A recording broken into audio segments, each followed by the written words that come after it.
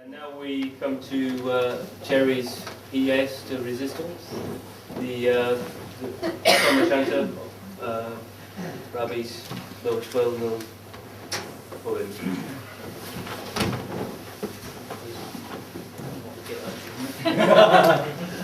There's a clear path to that glass. Just a bit of a preamble. Bond started to write Tam O'Shanter in the early autumn of 1790, approximately 5 years before his death, and was first published in the Edinburgh Herald on March 18, 1791. The poem is a mock heroic escapade with a boozy chancer at its centre, the tale of a drunken horseman's comical yet scary attempt to elude the demons that pursue him. It is claimed to be considered as the finest narrative poem ever produced in English, or should we say Scots. Describing Tam O'Shanter as, quote, his most finished or polished effort, Burns himself recognised it at once as his masterpiece. So I'll give you Tam O'Shanter, a tale.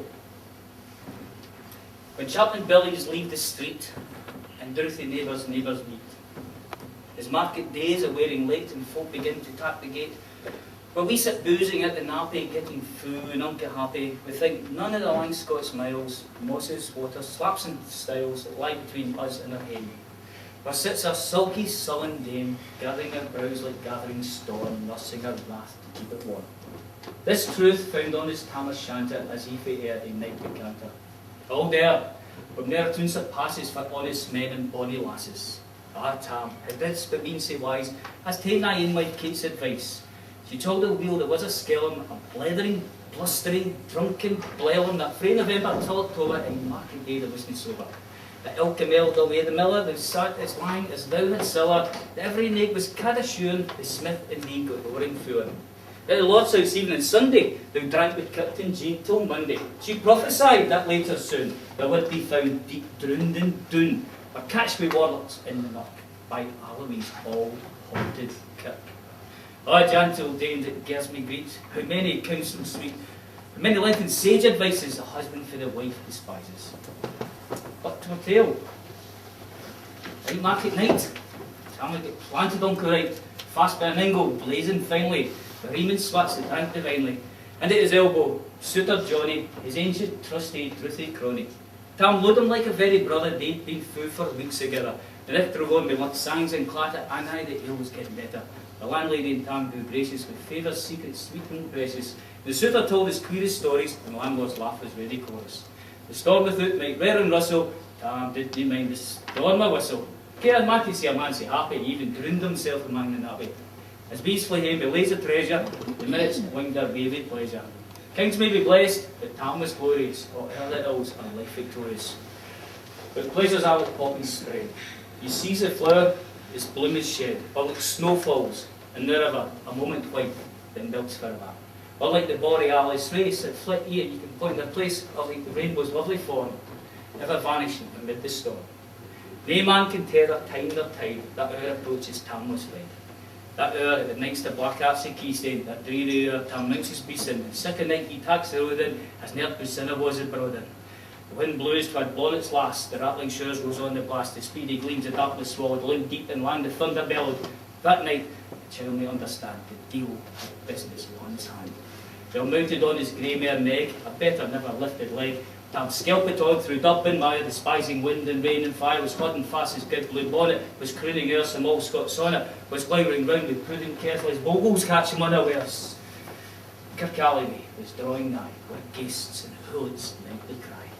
By this time he was across the ford, where in the store the Chapman smored, and past the Burks and Eaglestane, Wonders found the murder burning near the thorn aboon the well among his mother hanged herself, and the other woman in the cell. Before him down pours all his floods. The doubling storm goes through the woods. The lightnings flash from pole to pole, near and more near the thunder's roll.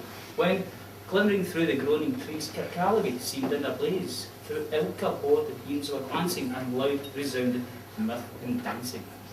Inspiring bold John Barleycorn, what dangers thou can make it scorn. We tipney be fair in the hero. It is give a, it was the devil. Swats they read and Tammy's noddle, fair play, he can't lay deals a boddle. But Maggie stood, like Sarah astonished, till by the heel in the hand admonished, she ventured forward on the light. Oh, wow, Tam saw an unco sight.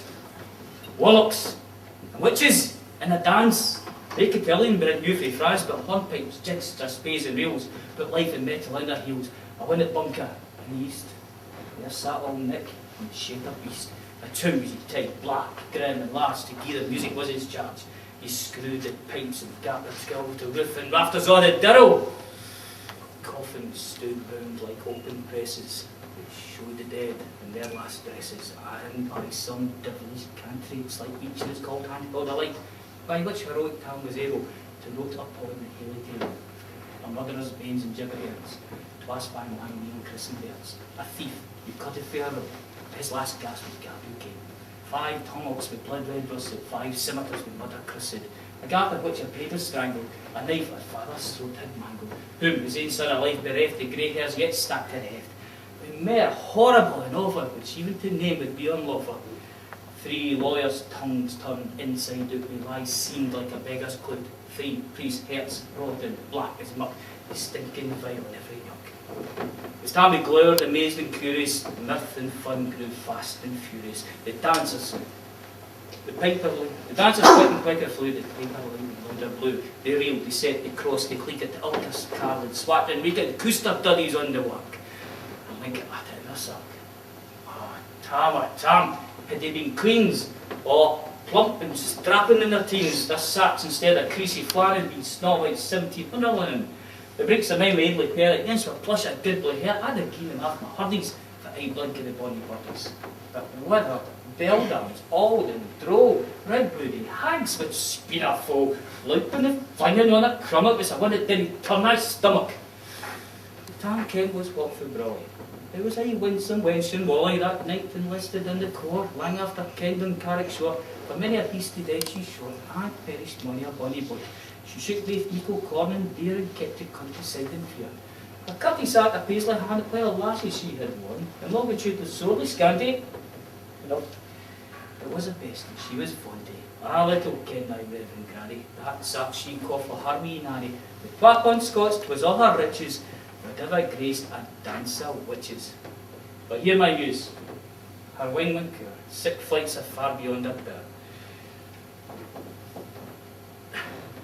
What's it? You want them? To sing. To sing out Annie laughing, flying the supple jade she was in style. And how Tam... Sorry, Tam. How Tam like Ain. Sorry, Tam? How Tam like Ain, bewitched. And how Tam like Ain bewitched, thought he's very lean and rich, even Satan glad and fish for fade and hocht and blue and might and main, till first I keep a sign and there Tam tint his reason or together and rose out, well done, cutty sack! And in an instant, all was dark. And before he had Maggie rallied, without the hellish legion sallied. As bees bizz out with angry fight, with plundering herds assail their bike, as open Plussy's mortal foes with pop she starts before their nose, as eager runs the market crowd with catch the thief, resounds aloud. So Maggie runs, the witches follow, and many a nail drake screech and hollow. Ah, Tam, will get thy fern, and hell will roast thee like a hern. Now do thy speedy utmost, Meg, to win the key stay near the brig. For rather now that tail may toss, a running stream the dare to cross, but ere the cases she could make, the fainter tale she had to shake. For Nanny far before the rest, hard upon noble Maggie pressed, and flew Tam with fury settle, but little was she Maggie's mettle. Ice spring, brought off a master hail, but left behind a grey tail. The carlet, cluttered by the rump, and left poor Maggie scarce a stump. Now, while this tale of truth shall read, ilk man, the mother's son take heed. Whene'er to drink you are inclined, that's why you forget words. But cutty sarks, run in your mind. Drink, you may buy the joys of dear. Remember, Tam O'Shanter's mare. Shanter.